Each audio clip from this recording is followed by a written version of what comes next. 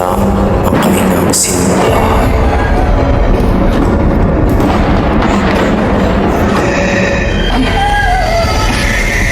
Mula nang nangyari ito, dito na pumasok ang mga trahedyang hindi inaasahan.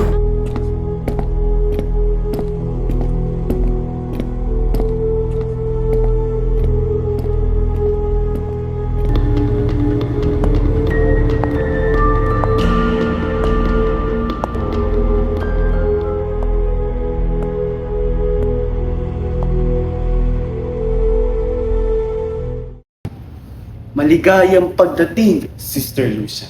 Dito, ligtas ang bawat isa. Basta't may dasal sa puso at pananampalataya sa Diyos.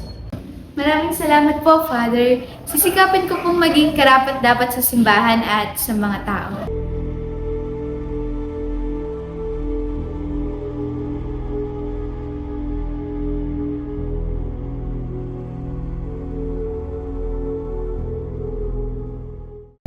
Ang bait talaga ni Father Gabriel, no? Kahit gaano kahirap ang iyong buhay, nandyan lang siya.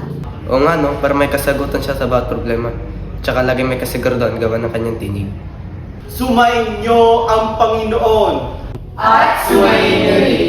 pagpalain kayo ng makapangyarihang Diyos sa Ama, Anak at Espiritu Santo. Amen. Tapos na ang banal na misa. Umayo kayong mapayapa. Salamat sa Diyos. Bless po, Father.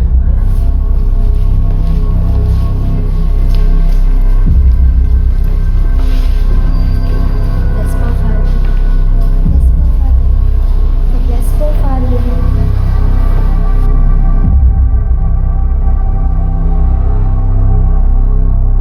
Parang lahat po ng tao ay nabibigyan ng liwanag ni Father.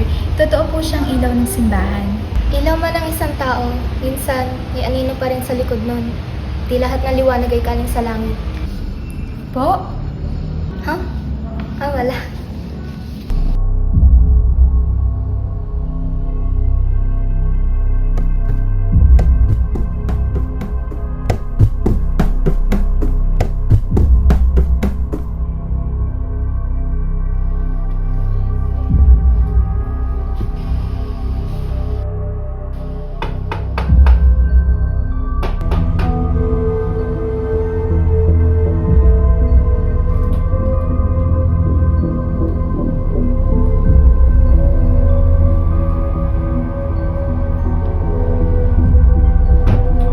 Oh, Bakit hindi ka pa natutulog, Sister Lucia?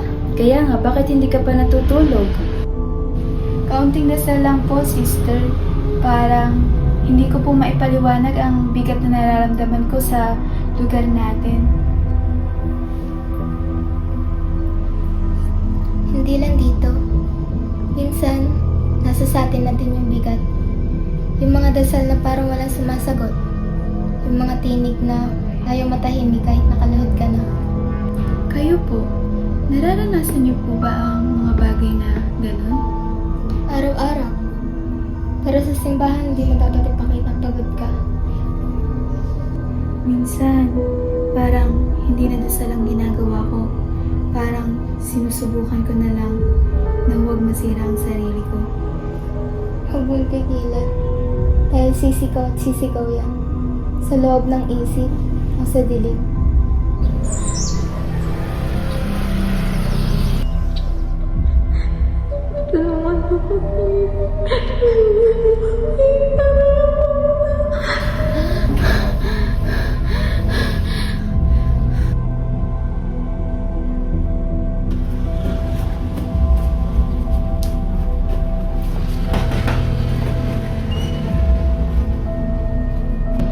Sister Lucia, anong nangyari sa iyo? Nakatulog ka ba kagabi? Bakit parang umiitim at ng iyong mga mata? Nanaginip po ako ng batang umiiyak, sister.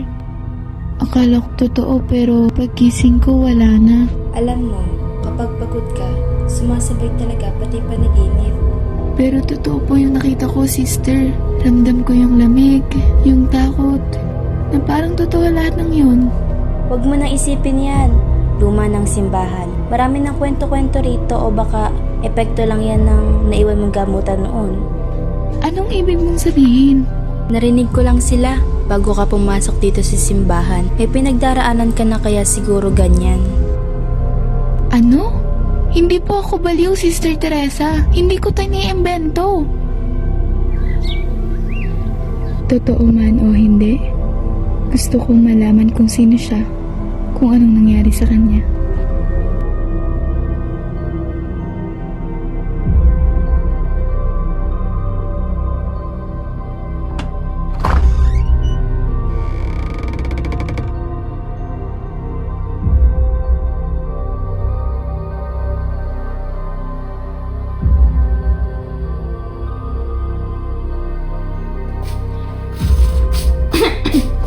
Isabel Ramirez, choir member. This is no bureau record. Di lahat ng nilalagay sa talaan totoo.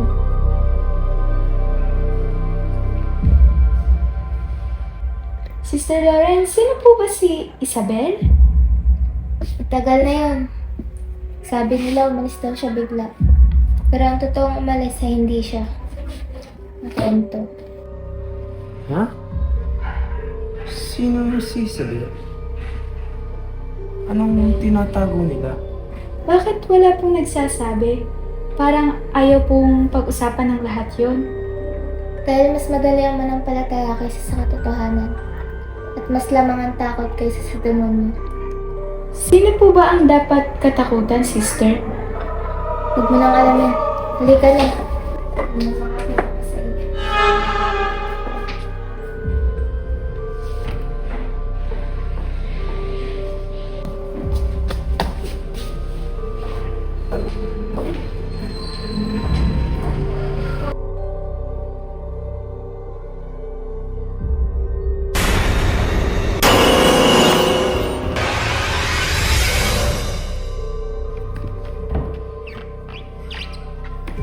Sino ka? Hindi to totoo! Hindi to totoo! Wag po!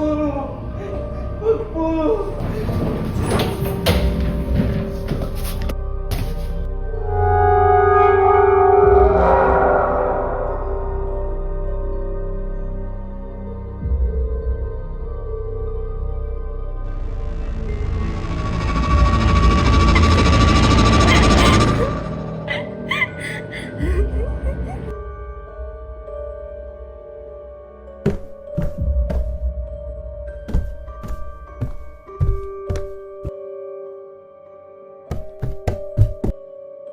May hinahanap ka ba, Teresa?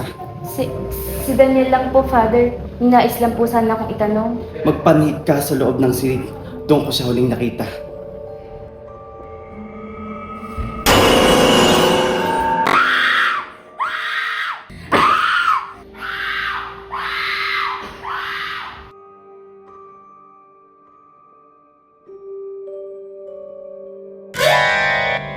Patay na ang iyong mga kaibigan.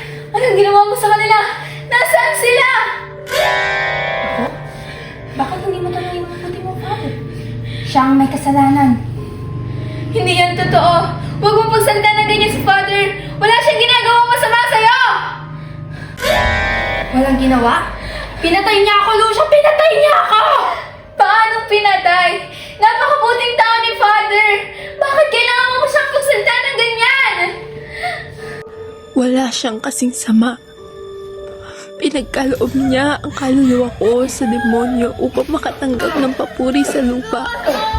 Lahat ng himalang sinasabi niyo ay hiram niya sa impyerno. Hindi iyan galing sa kabutihan. Lahat yan ay nanggaling sa kasamaan. Ang sinasabi niyong banal Ay siyang tunay na kriminal. Tulong! Tulong!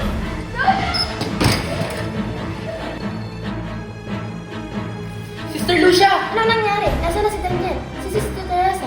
Hindi na natin sila nakikita. Hindi kaya... Tumahimik muna kayo. Baka nagkakamali lang. Tingnan niyo ang dami dugo. Nakita ko sa baba. Imposible. Sister Lucia, ano nangyari? Si Daniel!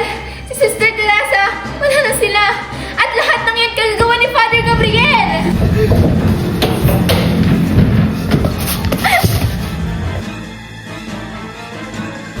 magpanig ka sa loob ng silid tungkol sa walang nakita.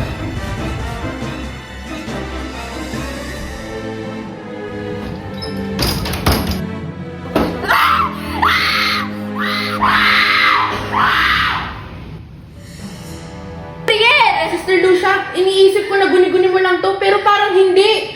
Alam ko lahat! Lahat ng pagpatay! Lahat ng pag-alay! Lahat ng yan gagagawa ni Father Gabriel! Sister Lucia, hindi pwede. Alam niyo ang nangyari sa kanya noon. Baliw daw siya. Hindi ko na alam. Baka dinalakulan lang siya dati. Guni-guni mo lang yan. Hindi! Maniwala kayo! Maniwala kayo! Hindi ako nababala! Sinasabi ko lang yung totoo! Alam ko lahat!